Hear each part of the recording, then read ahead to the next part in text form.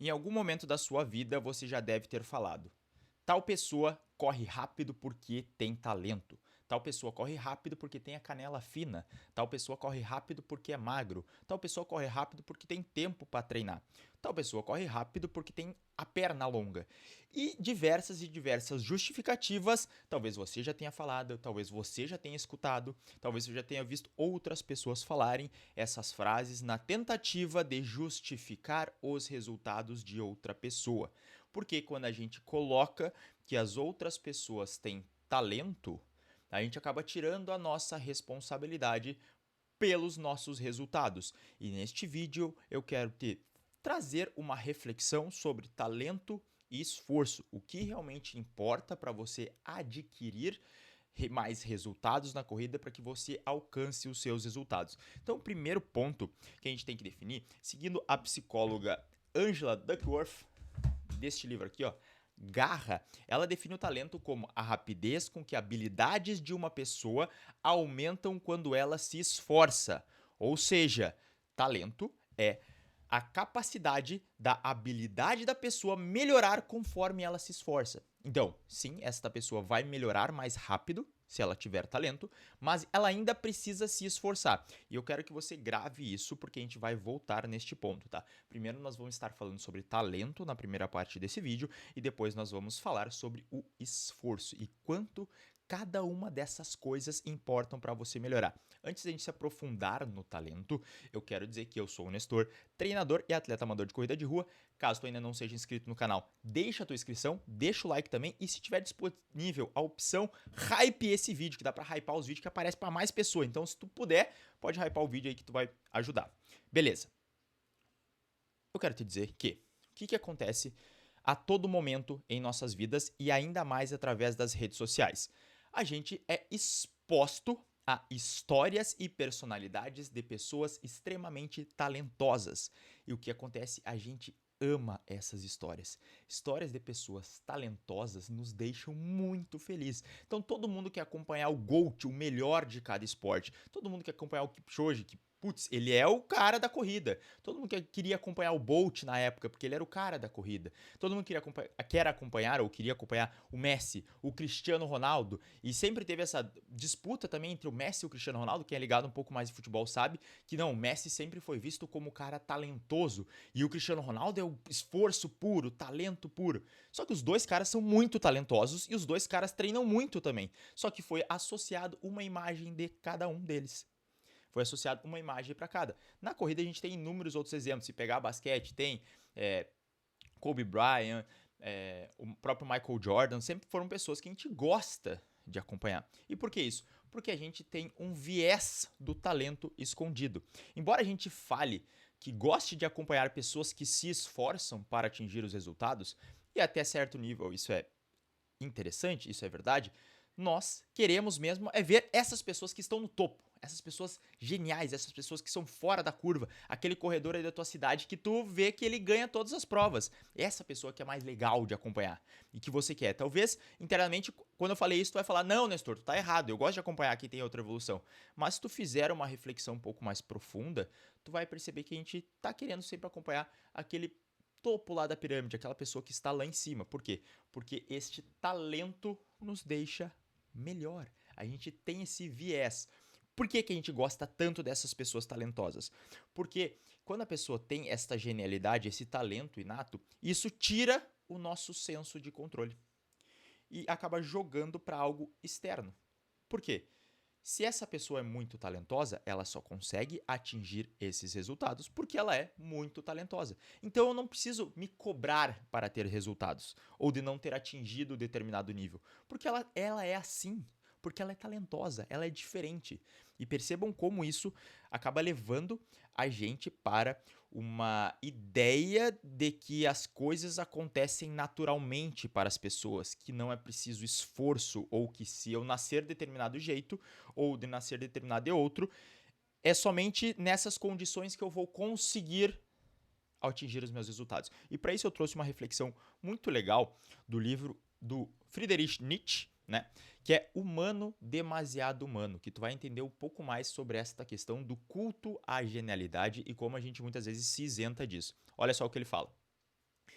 Diante de tudo que é perfeito, estamos acostumados a omitir a questão do vir a ser. Em vez disso, desfrutamos a sua presença como se aquilo tivesse brotado magicamente do chão.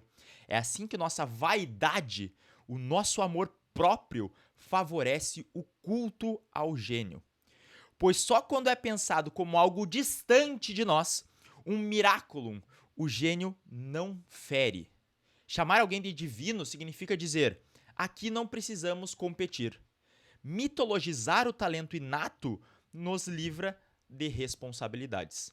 Faz com que possamos relaxar e aceitar o status quo. Olha só que frase poderosa. E se tem alguém que entendia de seres humanos, era o Nietzsche. Por quê? Porque a gente acaba tirando a parcela da nossa culpa para as outras pessoas. E é por isso que muitas vezes a gente se sente mal também quando uma pessoa dos nossos pares, né, as pessoas do nosso convívio, alcançam um resultado que a gente achava que era impossível. Eu atendo muitos alunos, atendi muitos alunos ao longo dos anos, atendo ainda. Inclusive, se você quiser fazer parte dos meus alunos e ter o meu acompanhamento pessoal para você evoluir na corrida, só clicar no primeiro link da descrição que vai ter todas as informações para que você alcance isso. Não esqueça, eu que monto seus treinos, eu que dou os feedbacks, então primeiro link da descrição. Mas olha só o que acontece. Digamos que tem todos os professores que estão dentro de uma escola, ou todos os professores que estão dentro de uma faculdade, ou todas as pessoas que estão dentro de uma empresa, todas as pessoas que estão na sua família. Aparentemente era impossível correr 42 quilômetros ou correr 21 quilômetros nesse momento. Por quê? Porque não existia tempo. A rotina de um professor, a rotina de um trabalhador na empresa, ela é sempre muito apertada. Eu já falei em vídeo sobre isso também, realmente existe uma certa comparação aí, mas não é esse o ponto que eu quero dizer. Mas a rotina muito apertada, não tem como fazer exercício, não tem como cuidar da saúde nesse ambiente. O que acontece? Quando tem uma pessoa que consegue fazer isso, primeiro todo mundo começa a elogiar essa pessoa. Nossa, que legal, tá fazendo exercício, tá muito bom. E os elogios acontecem primeiramente para essa pessoa porque ela está tentando sair daquele status quo. E aí as pessoas começam a falar, nossa, que legal, tudo mais. Só que conforme vai passando o tempo e esta pessoa que começou a praticar a corrida, ela começa a se destacar. E aí ela começa a correr 5 quilômetros, ela começa a correr 10 quilômetros. Ela está constantemente na sua rotina. Ela está começando a emagrecer. Ela está começando a ficar com um corpo mais bonito.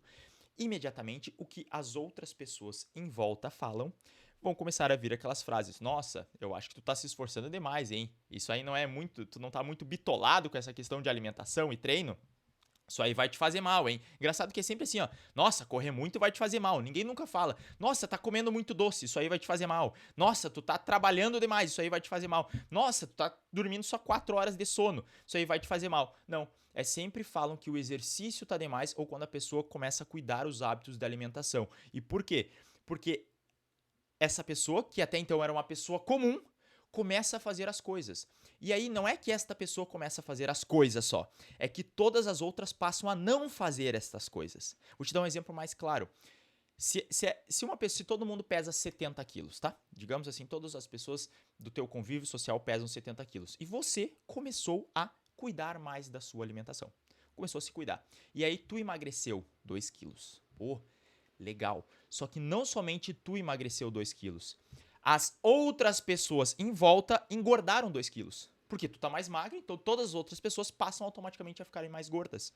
E se elas ficarem assim, elas passam a se sentir mal, porque uma pessoa do convívio teve essa capacidade. Então, o que falam?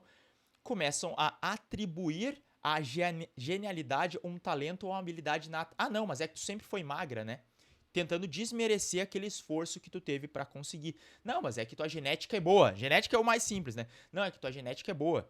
Ah, mas é que tu tem facilidade para emagrecer. Nossa, eu não consigo parar de comer doce. E aí a gente vai criando certos limites para a gente não precisar sair da nossa zona de esforço. A gente começa a atribuir tudo ao fato da pessoa ter nascido com aquilo, sendo que ela era igual a tua 6 meses atrás. Ela só teve uma mudança através do esforço, que é o segundo ponto que a gente vai falar aqui, e ela conseguiu mudar. E aí eu quero trazer uma frase do livro Hábitos Atômicos, do James Clear, este livro aqui, que ele fala o seguinte, ó, que todos nós temos limites naturais para aquilo que a gente pode fazer ou não, né? A gente tem Existe realmente um patamar.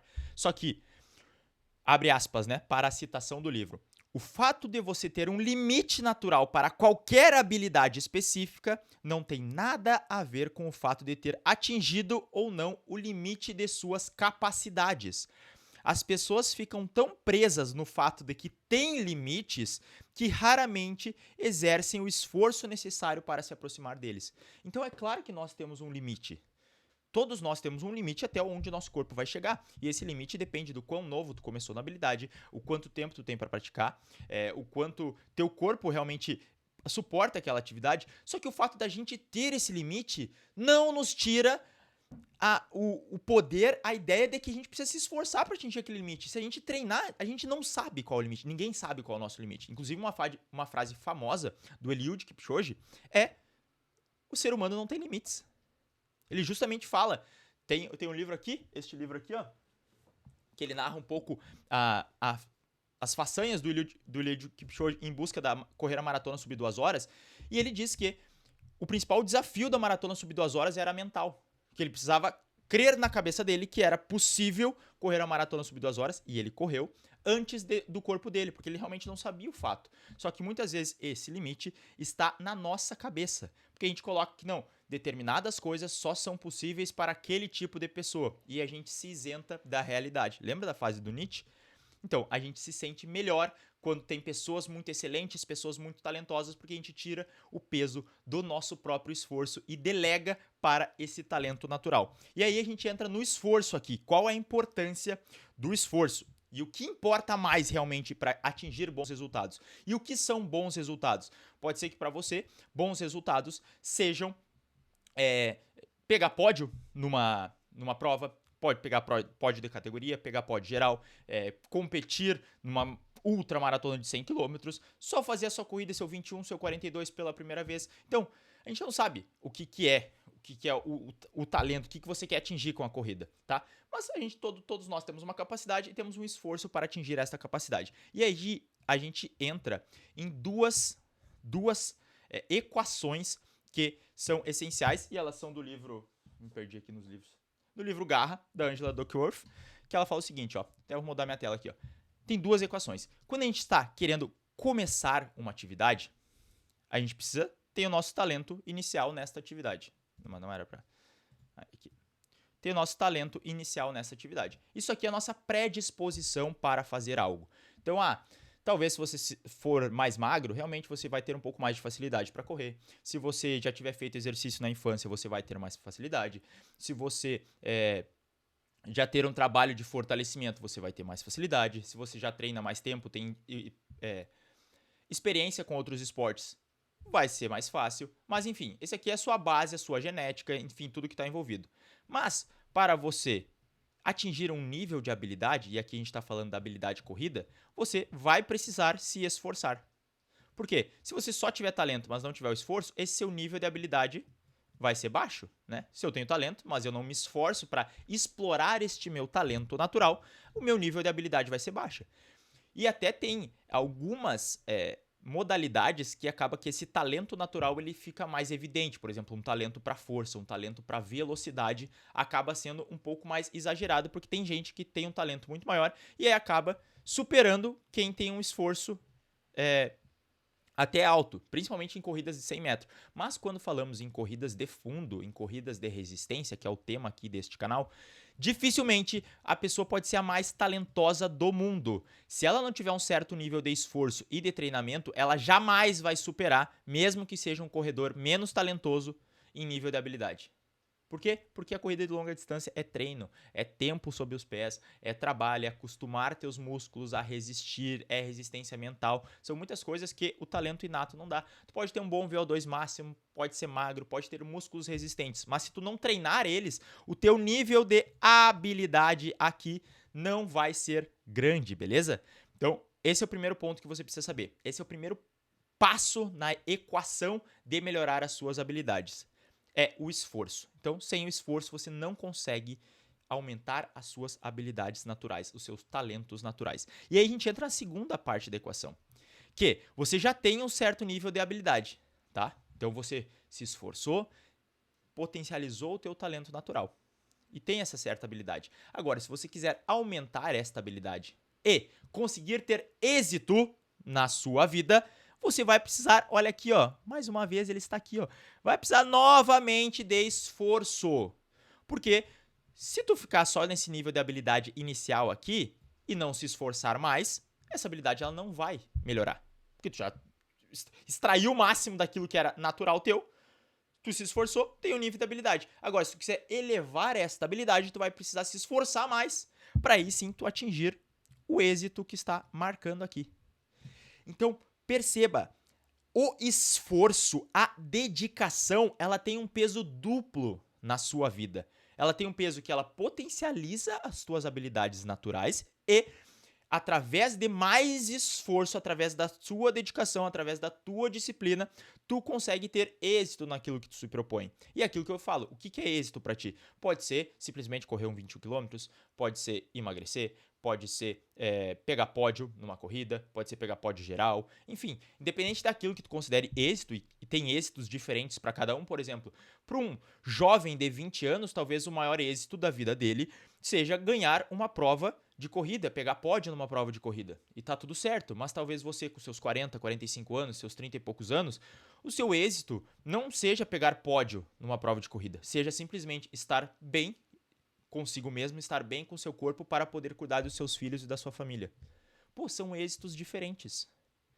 E eu acho que esse também é um dos erros que acontecem na hora de comparar. Porque muitas vezes a gente vê um influenciador que não tem filhos, ele vive do esporte, ou seja, praticar a corrida é o trabalho dele, ele faz tudo aquilo e aí ele vai pegar pódio na corrida.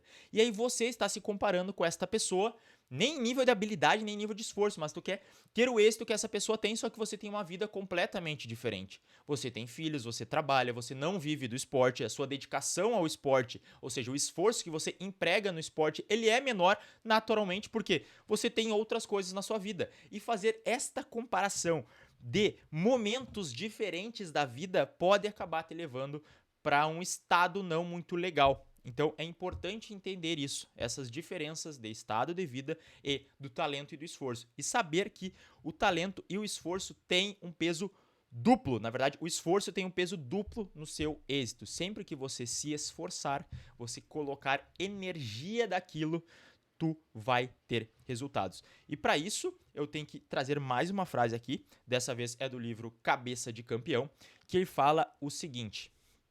Olha só.